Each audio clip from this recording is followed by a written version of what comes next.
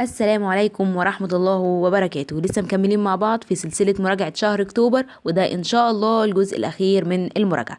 راجعنا في الفيديوهات اللي فاتت أهم الأفكار والأسئلة، والنهاردة هنختمها علشان تبقوا جاهزين للامتحان إن شاء الله. ربنا يوفقكم كلكم وتحققوا أحسن الدرجات يا رب. يلا بينا نبدأ بقى ونشوف آخر جزء في مراجعة شهر أكتوبر. يلا بينا على أول سؤال، بيقولك إذا كانت إكس بتنتمي للزد. إيه هي زد؟ هي الأعداد الصحيحة. يعني هو بيقولك إن الزد دي رقم بينتمي للأعداد الصحيحة، اللي هي ايه الأعداد الصحيحة؟ الصفر والموجب والسالب. يعني ايه والموجب والسالب؟ يعني الأرقام الموجب اللي هي 1 2 3 وهكذا، والسالب اللي هو -1 وسالب 2 وسالب 3 وهكذا. يعني الكسور مش معانا. بيقولك ان جذر 29 اكبر من الاكس واقل من الاكس زائد الواحد. طب الجذر 29 دوت لما تروح تحطه على الآلة هيطلع لك كام؟ 5 وشوية. هيطلع لك مثلا 5.38، يعني 5 وشوية. يبقى معنى كده ان الاكس دي ايه؟ هو بيقول لي ان الجذر ال 29 دي اقل من الاكس، يعني الاكس ديت قيمتها 5. يبقى كده فعلا الخمسة اقل من جذر ال 29.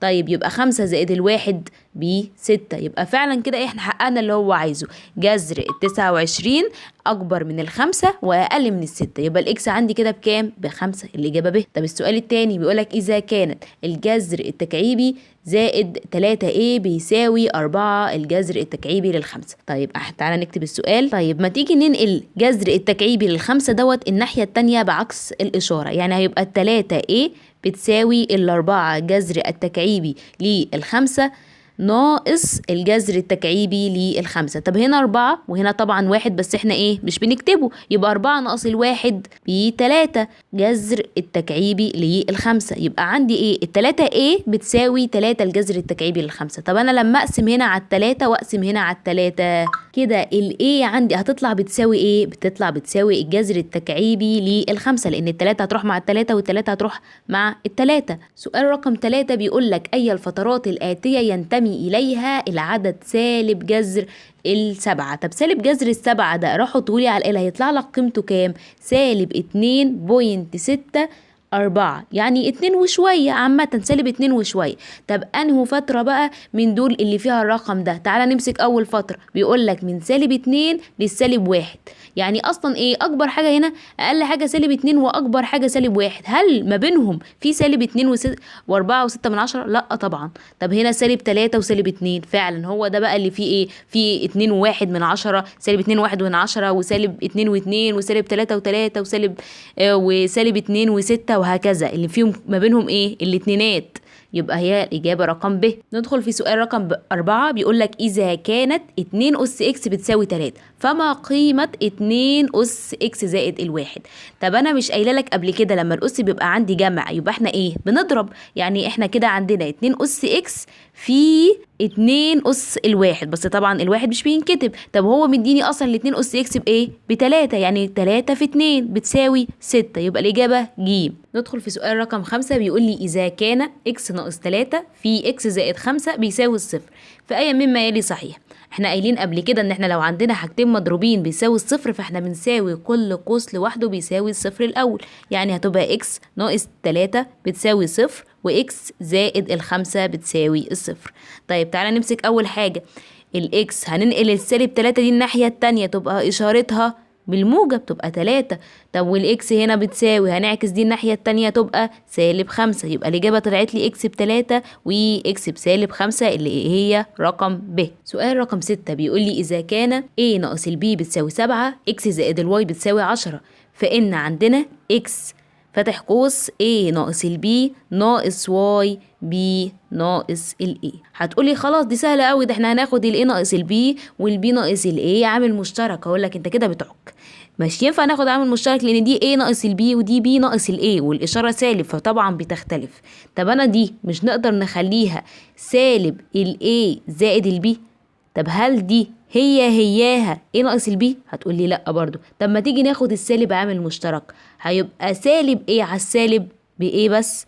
طب والبي على السالب تبقى بسالب بي. تعالى بقى نعوض في السؤال نفسه. تبقى اكس نفتح قوس A ناقص البي. طب انا عندي هنا الاشاره سالب، لما تيجي تتضرب في اشاره سالب تبقى موجب.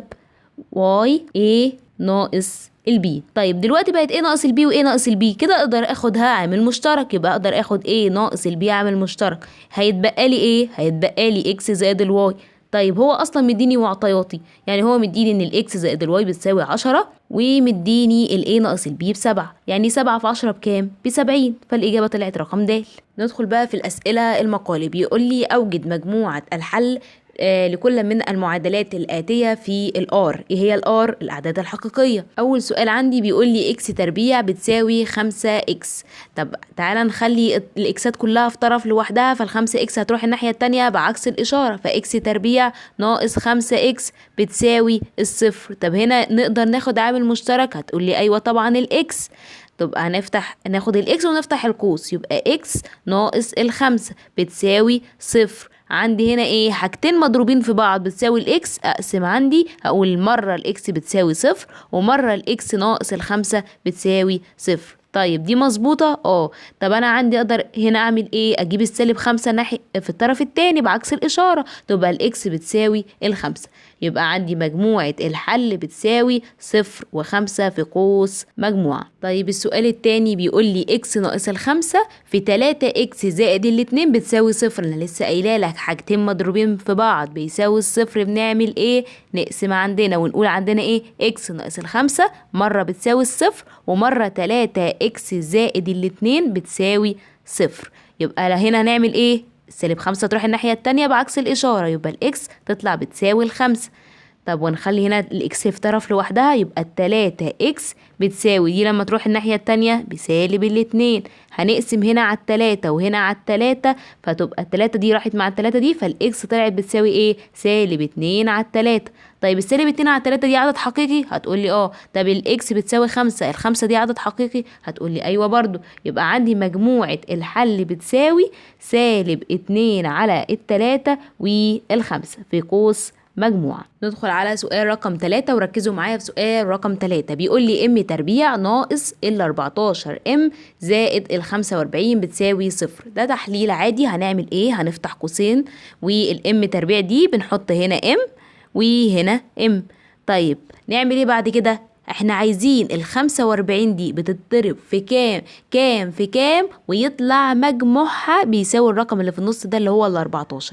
طيب 5 في 9 بكام؟ ب45. طب هل مجموعهم 14؟ هتقولي ايوه. يبقى خلاص هنحط هنا 5 وهنحط هنا 9. طب الاشارات، مش الاشاره اللي هنا ديت موجب؟ يبقى خلاص الرقمين هياخدوا اشاره اللي في النص اللي هي السالب، يبقى هنا ناقص وهنا ناقص. ده كله بيساوي ايه؟ بيساوي الصفر. يبقى انا كده اقدر اعمل ايه؟ نقسم دي ونقول ام ناقص ال5 مره بتساوي 0 وام ناقص ال9 مرة التانية بتساوي 0. يبقى هنا الام بتساوي كام؟ شاطر 5 عشان راحت الناحية التانية بعكس الإشارة. طب والام هنا بتساوي ايه؟ بتساوي 9. طب ال5 وال9 أعداد حقيقية؟ برافو عليك، فعلا هي أعداد حقيقية. يبقى مجموعة الحل بتساوي 5 و9 في قوس مجموعة. ندخل في سؤال رقم 3. عايزنا نحل الأشكال اللي هو مديهالي ديت في أبسط صورة.